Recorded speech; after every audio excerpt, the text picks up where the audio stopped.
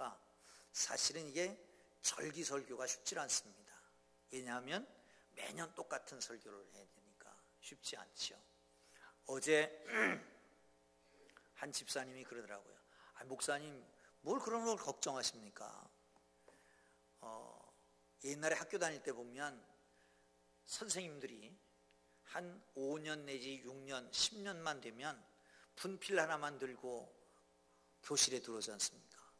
분필 하나만 들고 와가지고 한 시간을 그냥 강의하는 거예요. 근데 목사님 뭐 30년 했다고 그러면서 뭐 그렇습니까? 그래요. 차이가 있습니다. 대학 교수도 그래요. 그런데 대학 교수나 선생님들은 매년 바뀌잖아요. 근데 성도는 매년 바뀌지 않고 10년, 20년 계속 가잖아요. 똑같은 걸 할 수가 없단 말이죠. 그러니까 힘들잖아요. 어떤 말씀을 준비할까 그러다가 사실 오늘 본문의 말씀이 큐티 금요일 다음 본문이에요. 그래서 이렇게 보다가 그냥 이 말씀을 하면 좋겠다. 그런데 가만히 보니까 고친다라고 하는 말씀이 많이 나오더라고요. 고친다. 여러분, 우리가 육체의 질병이 있습니다. 그거 고쳐야 됩니다. 그렇잖아요. 육체의 질병 고치지 않고 그냥 가는 사람은 미련한 사람입니다. 빨리 병원에 가면 갈수록 지혜로운 사람이에요. 나중에 호미로 막을 걸 가려도 못 막는 그런 경우가 있기 때문에 그렇습니다. 그런데 더 중요한 게 내적인 상처거든요. 마음의 상처거든요. 성경에도 숨겨진 상처들이 엄청나게 많다고 얘기합니다. 문제는 뭐냐 하면 그 상처들이 폭발합니다. 폭발해요. 여러분, 상처는 분노로 남는데 분노라고 하는 것은 가장 가까운 사람이 폭발하는 거예요. 특별히 자녀들은 무방비 상태거든요. 내가 아무렇게나 해도 되거든요. 그러니까 상처 입은 내가 사랑하는 자녀들에게 여과 없이 쏟아놓는단 말이죠. 그럼 그 아들이 상처를 그냥 받은 채로 그것도 대물림하는 거예요. 대물림하는 거예요. 그러니까 자녀들은 그냥 힘없이 당하는 거잖아요. 힘없이 당해요. 그래서 그냥 상처로 남아버리고 마는 것입니다. 그래서 치유받은 부모가 되어야 자녀들을 제대로 양육하지 않겠느냐라고 하는 생각을 하면서 이 말씀 속에서 그래, 치유받은 부모가 되면 자녀를 잘 양육할 수 있지 않겠나 하는 생각을 하면서 말씀 속에서 함께 말씀을 나누려고 그럽니다. 여러분, 어려서 받은 상처는 어떤 때는 자녀에게는 학대로, 또 다른 측면에서는 과잉보호로 나타납니다. 내가 어려서 못했으니까 과잉보호를 한다든지, 아니면 내가 어려서 못했으니까 너도 할 거 없다 이렇게 학대하든지, 이렇게 나타날 수밖에 없다는 거죠. 그러면 여러분, 우리가 어렸을 때에 맞으며 자랄 수도 있고 바보 취급당할 수도 있습니다. 오랫동안 방치되어 자랄 수도 있습니다. 과잉보호 속에 자랄 수도 있습니다. 과도한 요구를 받을 수도 있습니다. 그러면서 자랄 수도 있습니다. 그것이 나중에 어떻게 드러납니까? 일중독, 과식, 술, 과소비, 마약, 슬픔, 죄의식, 분노, 성냄, 두려움, 염려, 부모와의 자녀와의 갈등, 완전주의, 성적 중독, 인간관계 남용, 등등 우울증, 상처, 노름, 거짓말, 비판, 분노 조절 못하는 것들, 이 모든 게 다 옛날 상처가 그렇게 된다라고 하는 겁니다. 사랑하는 성도 여러분, 우리 모두가 온전한 치유를 받고 내가 먼저 하나님 앞에 바로 서고, 그리고 내 가족을 잘 케어할 수 있기를 주의 이름으로 축원합니다. 할렐루야. 이 내적 상처에 대한 문제를 하려면 사실은 3박 4일은 해야 됩니다. 그래야 겨우 할까 말까 한데, 그런데 옛날에 요즘 얼마 전만 해도 힐링이라고 하는 말이 아주 유행했잖아요. 힐링. 그러니까 치유받아야 할 사람이 많다는 거예요. 전에는 교회에서 육체를 치유하는 신유 집회를 많이 했습니다. 그죠? 그러다가 최근에 들어서는 내적인 상처의 치유, 그런 치유. 얼마 전 몇 년 전이죠. 한 4년 됐나요? 5년 됐나요? 내 안에 내가 울고 있어요 라고 하는 주제로 우리 전교인 수련회 했던 적도 있잖아요.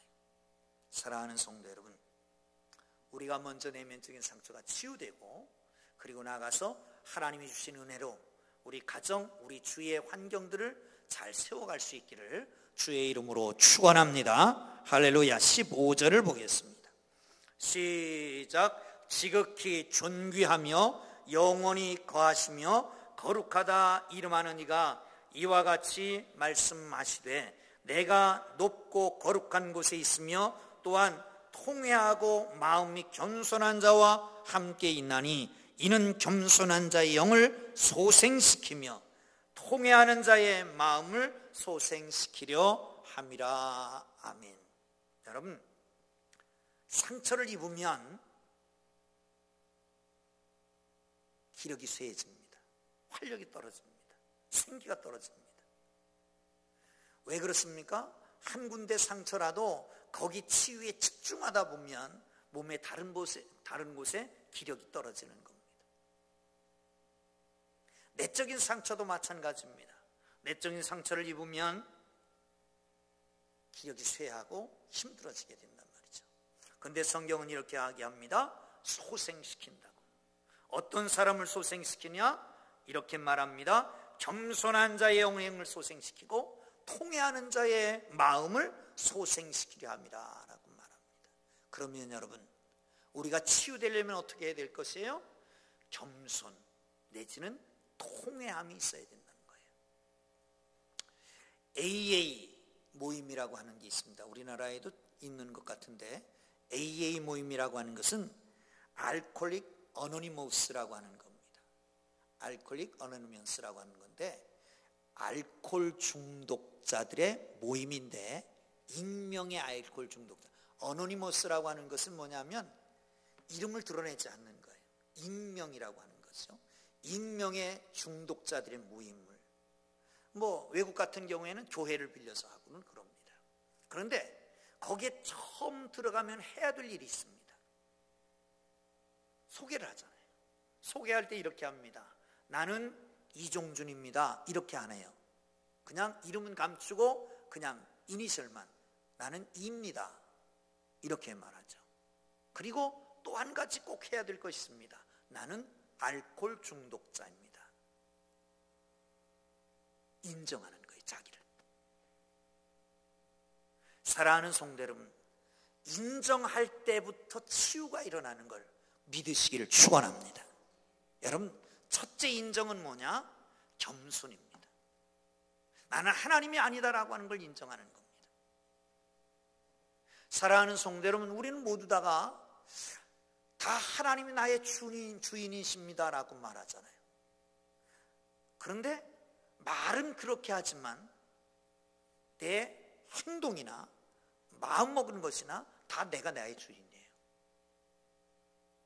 기도해보지 않고 결단하고 생각하지 않고 삽니다. 하나님의 말씀에 비춰보지 않고 하나님의 주권에 의지하지 않고 내가 내 마음대로 결단하고 행동한단 말이죠.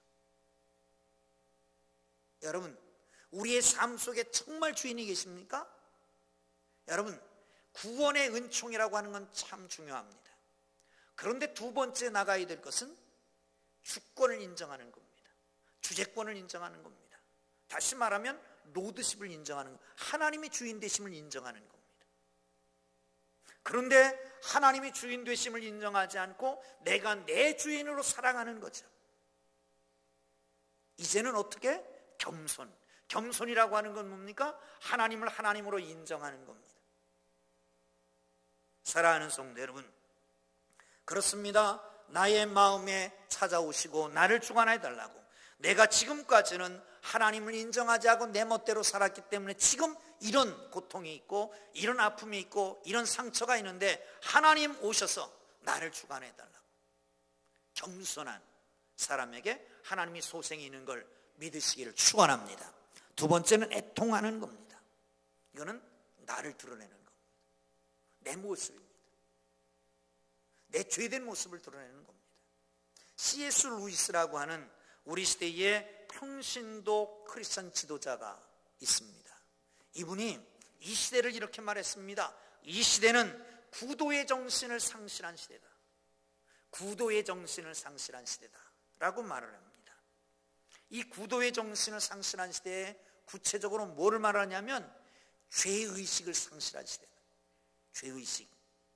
죄로부터 구원의 감격을 얻고 또 죄를 이기는 성숙한 환희가 있으려면 먼저 죄에 대해서 아파하고 괴로워하고 죄와 대면해서 이렇게 살면 안 되지라고 하는 고통이 있어야 되는데 죄라고 하는 것을 인정을 하지 않으려고 합니다. 이 시대에는요, 죄악이라고 하는 단어가 실종된 시대다 그런 말을 합니다. 다시 말하면 사람들이 죄라고 하는 단어를 싫어하니까 환경적인 부적응자 내지는 정서장애, 습관적인 어떤 집착, 이런 말로 죄악이라고 하는 걸 이렇게 마치 안개 속에 가려놓는 것처럼 가려놓고 있습니다. 심리학적인 용어를 사용해서 안개 속에다 죄를 감춰두고 있는 게 이 시대의 형편이라고 하는 것입니다. 사랑하는 성도 여러분, 죄악을 죄악이라고 하는 게 잘못입니까? 죄를 죄라고 말해야 그때부터 죄에 대한 아픔이 생깁니다. 고민이 생깁니다. 예를 들어서 한 집에 아주 엄청난 독성이 강한 극약이 있다고 그럽시다. 그런데 이 극약이 꼭 어떤 때 필요하기 때문에 놔두는 거예요. 근데 거기다가 독약이라고 쓰기가 다른 사람이 보면 그러니까 슈거, 설탕 이렇게 써놓으면 되겠습니까? 안 되겠습니까? 어떤 가정에 그런 일이 있었답니다. 독약이라고 쓰기가 뭐하니까 이렇게 썼대요. DANGER 뭐죠? 한번 띄워보세요. DANGER 위험 이렇게 써서 붙였답니다. 그런데 중학교 다니는 아이가 그걸 먹고 죽을 뻔하다 살아났어요. 그래서 아버지가 야 임마 중학교 다니면서 그것도 못 읽냐? 그게 뭔지도 몰라? 그리고 혼을 냈더니 아빠 잘 읽어보세요. 단 거 무슨 말인지 모르시는 분 있는 것 같아. DAN 단 GER 단 거잖아요. 그래서 먹었다는 거예요.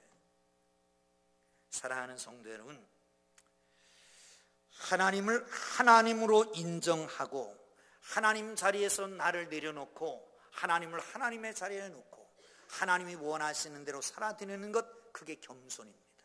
그럴 때 마음이 소생하게 됩니다. 내가 잘못한 것, 여기에 대해서 애통할 때에 하나님께서 우리의 마음을 소생시키는 걸 믿으시기를 축원합니다. 할렐루야, 할렐루야. 이렇게 소생된 마음이 있을 때에 내 자녀, 어린아이를 잘 양육하는 거예요. 두 번째는 18절 보겠습니다. 시작. 내가 그의 길을 보았은즉 그를 고쳐줄 것이라.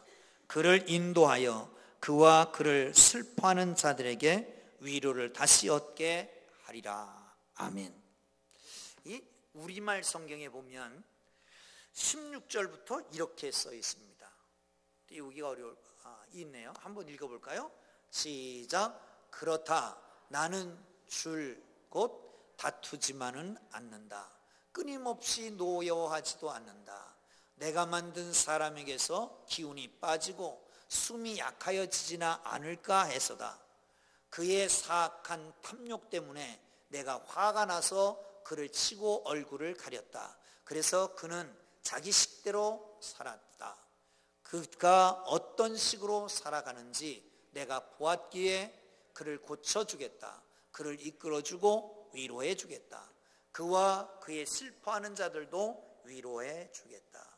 하나님께서 뭐라고요?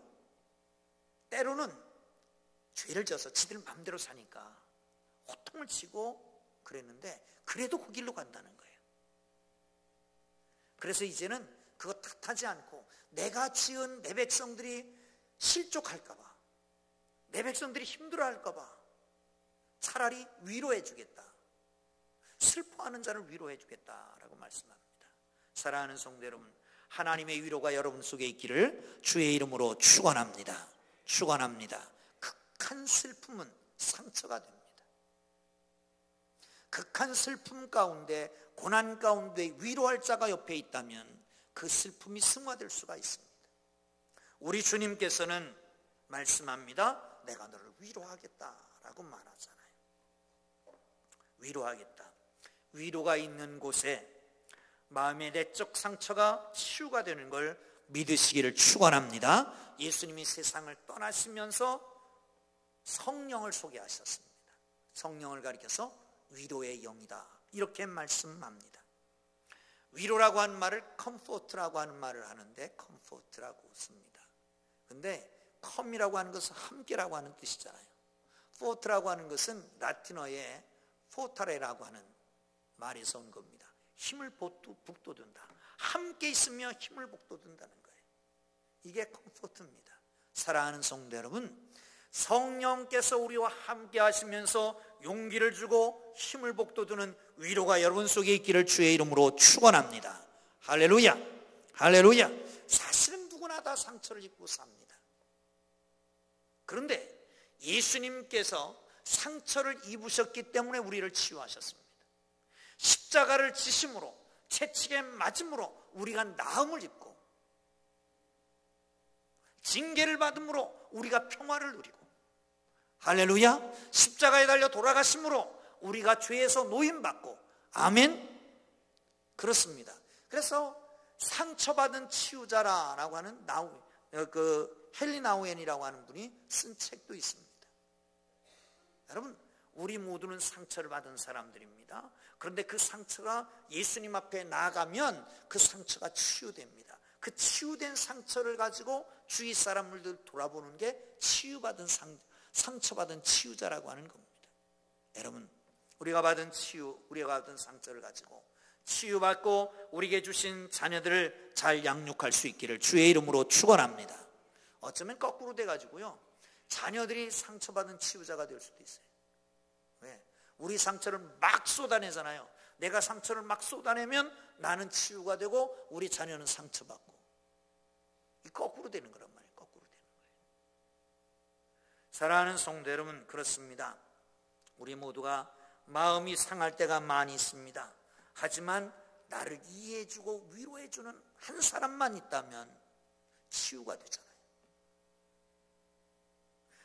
고부간에 갈등이 있어도, 아무리 큰 갈등이 있어도 남편이 내가 너를 안다, 내가 너를 사랑한다, 그러면 딱 해소되는 거잖아요. 세상에 아무리 힘든 어려움이 있어도 예수님이 아시는데, 하나님이 아시는데, 성령님이 나와 함께 하시는데, 주님 안에서 완전한 치유가 일어나는 축복이 있기를 주의 이름으로 축원합니다. 고린도 후서 1장 3절은 이렇게 말씀합니다. 찬송하리로다. 그는 우리 주 예수 그리스도의 하나님이시요 자비의 아버지시요 모든 위로의 하나님이시며. 아멘. 할렐루야. 아버지 하나님이라고 말하는데 그 아버지는 자비의 아버지라고 말하는데 원어에는 자비들의 아버지라고 쓰여 있습니다. 다시 말하면 우리가 자비가 필요한데 한 곳에 자비만 필요한 게 아니라 여러 상황에서 자비가 필요하단 말이죠. 근데 모든 상황에 다 하나님께서 자비를 베푸신다는 것입니다. 여러분 또한 모든 위로의 하나님인데 모든 위로의 하나님이라고 말합니다. 한 번 위로받는 게 아니라 모든 상황에서 위로받아야 될 우리인데 하나님께서는 모든 상황에서 우리를 위로해 주신다라고 하는 걸 기억하시기를 주의 이름으로 축원합니다. 할렐루야. 여러분 힘듭니까? 어렵습니까? 고통이 있습니까? 괴롭습니까? 무엇 때문입니까? 슬프십니까? 무엇 때문입니까? 여러분, 살다 보면 고난은 와요. 살다 보면 이해하지 못할 아픔도 와요. 그런데 문제는 위로자가 없기 때문입니다. 그런데 우리에게는 영원한 위로자가 있잖아요. 자비들의 아버지,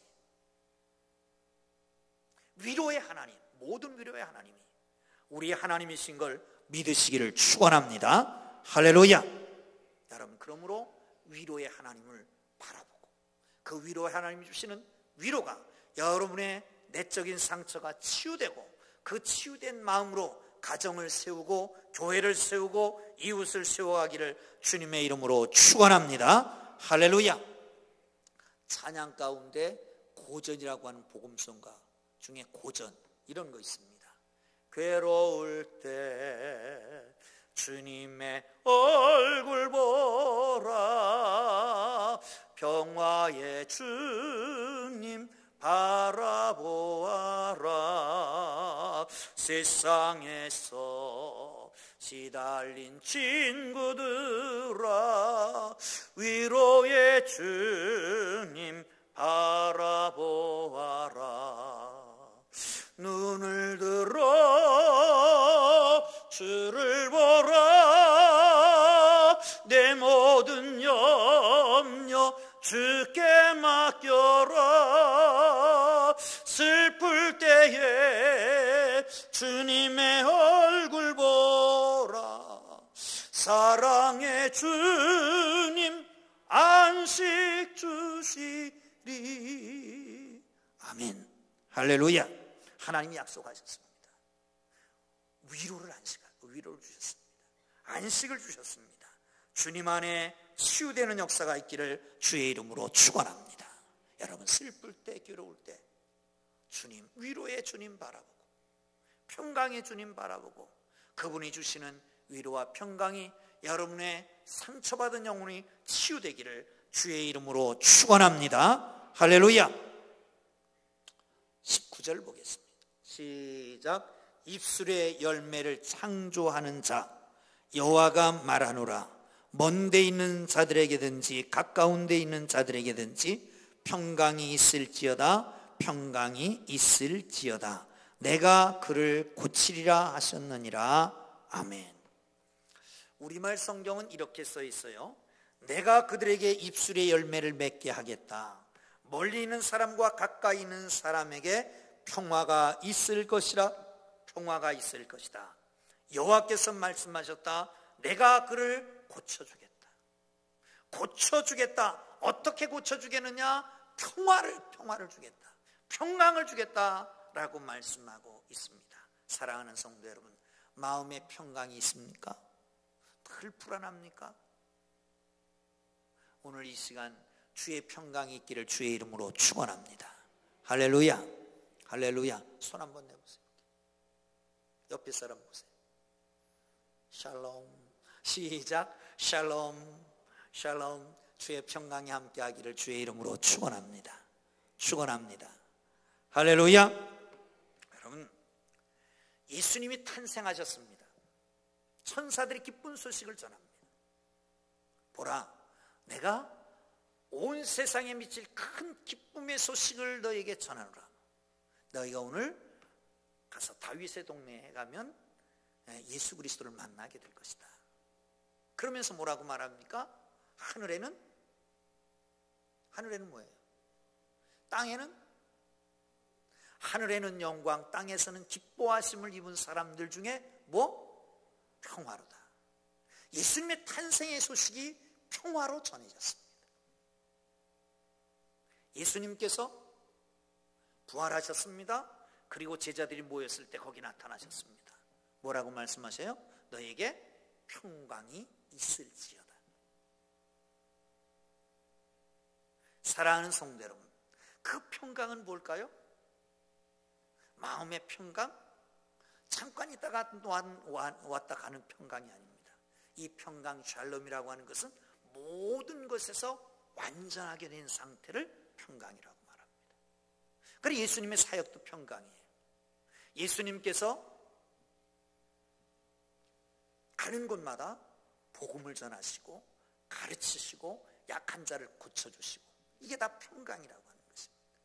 주의 평강이 여러분 속에 있기를 주의 이름으로 축원합니다. 할렐루야. 로버트 루이스 스티븐슨이라고 하는 사람이 쓴 책 가운데 이 세상에 일어난 별난 일들을 기록한 백과사전이 있습니다. 세상에 일어난 별난 일들, 그걸 기록한 백과사전이 있는데, 그 백과사전에 이런 얘기가 있습니다. 스코틀랜드에 살고 있던 두 자매가 있었습니다. 나이가 많이 들은 두 자매가, 아직 결혼하지 않고 있는 독신 자매가 어느 날 교회를 갔다 와서 삼위일체 논쟁을 시작했습니다. 근데 삼위일체 논쟁은 안 하는 거예요. 그게 삼위일체 논쟁이 꼭 이것이다라고 하는 게 거의 없습니다. 그러니까 아주 복잡한 게 삼위일체 논쟁인데, 그걸 하다가 다툼이 생겼습니다. 그리고 그날부터 원룸에 살던 두 침대 사이에 금을 걷어요. 화장실까지 금을 긋고 문도 금을 긋고, 서로 침범하지 않고, 그리고 그날부터 말을 하지 않고, 죽을 때까지 말 안 하고 죽었대요. 그런데 그 사람의 결론은 뭐냐? 이 사람이 과연 크리스찬이냐? 크리스찬이라면 에베소 4장 26절, 분을 내어도 죄를 짓지 말고 해가 지도록 분을 품지 말고. 예수 믿는 사람은 알았을까요? 몰랐을까요? 이 말씀을 알았겠지요. 근데 그 말씀을 지키지 않는 사람이 무슨 크리스찬이라는 거예요. 예수님의 산상수훈 중에 그러므로 예물을 제단에 드리다가 거기서 내 형제에게 원망 들을 만한 일이 생각나거든 예물을 제단 앞에 놓고 먼저 가서 형제와 화목하고 그 후에 와서 제물을 드릴지어다. 그 말씀도 모르는 거잖아요. 지키지 않고 있는 거잖아요. 여러분, 명목상의 그리스도인들이 아직도 많습니다. 아니, 교리 갖고 논쟁하다가 갈라서 갖고 화해를 안 해요? 평강이 사라졌어요? 그게 무슨 크리스천이에요? 교회에서 일하다가 상처를 받았어요? 그래서 교회를 떠나는 게 무슨 크리스찬이에요? 교회 일하다가 상처받았어요? 둘이 등지고 있는 게 무슨 크리스찬이야? 해가 지도록 분을 품지 말아야지. 부부싸움하고 따로 갈라서 잠자. 한 사람은 안방, 한 사람은 웃방, 한 사람은 아랫방, 아랫목, 한 사람은 윗목. 그게 무슨 부부야? 그게 크리스찬이에요? 사랑하는 성도 여러분, 정말 진실로 크리스찬입니까? 그렇다면 말씀대로 살아야지. 말씀을 알고 지키지 못하는 이 먹물 같은 그리스도인들이 많아가지고, 그래서 세상이 이 모양이라니까요. 남북이 하나 되지 못하는 것, 동서의 갈등이 있는 것, 이게 다 그런 문제예요. 사랑하는 성도 여러분, 상처는 사람들을 가둡니다. 상처 안에 가둬서 아무 일도 못하게 만듭니다. 바보 비터라고 하는 말이 있습니다. 바보 비터라고 하는 사람이 있는 거예요. 이 사람이 어느 날 초등학교에서 IQ 테스트를 했는데 IQ가 73이야. 그 다음부터 친구들이, 선생님도 모두가 다 바보라고 불렀어요. 바보라고. 그런데 어느 날 애플사에서 수학 문제를 냈습니다. 아주 어려운 수학 문제. 아무도 못 풀었는데 이 빅터가 풀었어요. 그래서 특채가 됩니다. 애플사의 CEO의 모임에 참여합니다. 아니, 정책을 결정하는 사람이 된 거예요. 근데 바보로만 알고 살았던 거예요. 그래서 왜 그랬나?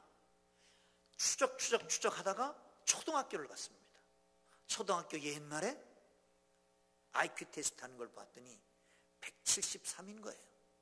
근데 선생님이 잘못 불러서 그냥 73이라고 그랬어요. 그 73이라고, IQ 73이라고 하는 게 확 부딪혀갖고 그때부터 IQ 73으로 살아간 거지. 주위의 사람도 그렇게 부르고. 사랑하는 성도 여러분, 어떤 계기가 돼서 이 상처를 깨면 그때부터 그 속에 있는 잠재력이 튀어나오는데, 그 잠재력이 상처라고 하는 것 때문에 쌓여가지고 나오질 못하고 있는 거라니까. 그래서 그게 다른 사람에게 또 상처를 주고 또 상처를 주고 이렇게 되는 거예요. 사랑하는 성도 여러분, 하나님께서 우리에게 오셨습니다. 우리에게 오신 것은 그냥 영혼 구원만을 위해서 오신 게 아닙니다. 우리에게 오신 것은 우리에게 있는 모든 상처 뚱인 우리의 모두를 치유하기 위해서 오셨습니다. 여러분, 하나님을 하나님으로 인정하세요. 내게는 죄에 애통하세요. 그러면 하나님이 소생시키실 것입니다. 하나님 우리에게 찾아오셔서 위로하실 것입니다. 그리고 평강 주실 것을 믿으시기를 축원합니다. 축원합니다. 어떻게 하면 될까요? 어린아이 같으면 돼요. 하나님 앞에 어린아이. 어린아이의 특징을 그냥 단순하게 세 가지로 얘기하면 이렇습니다. 첫째는 단순성입니다. 참 단순해요. 원한을 품지 않습니다. 아주 단순해요. 하라면 하고 하지 말라면 안 해요. 백지 같습니다. 이게 어린아이입니다. 또 하나는 솔직합니다. 너 아빠 여기 숨어 있다고 얘기하지 마. 그러면 뭐라고 그래요? 아빠 저기 숨어 있다고 얘기하지 말랬어요. 이렇게 하잖아요. 얼마나 솔직해. 여러분, 하나님 앞에 솔직하게 말하세요. 배고프면 배고프다고, 슬프면 슬프다고, 아프면 아프다고, 괴로우면 괴롭다고. 솔직하게 주님 앞에 서면 돼요. 세 번째는 의존성입니다. 하나님 아버지를, 엄마를 아주 철저하게 의지해요. 하나님만 의지하세요. 하나님만 의존하세요. 그게 우리의 삶을 결정하는 거예요.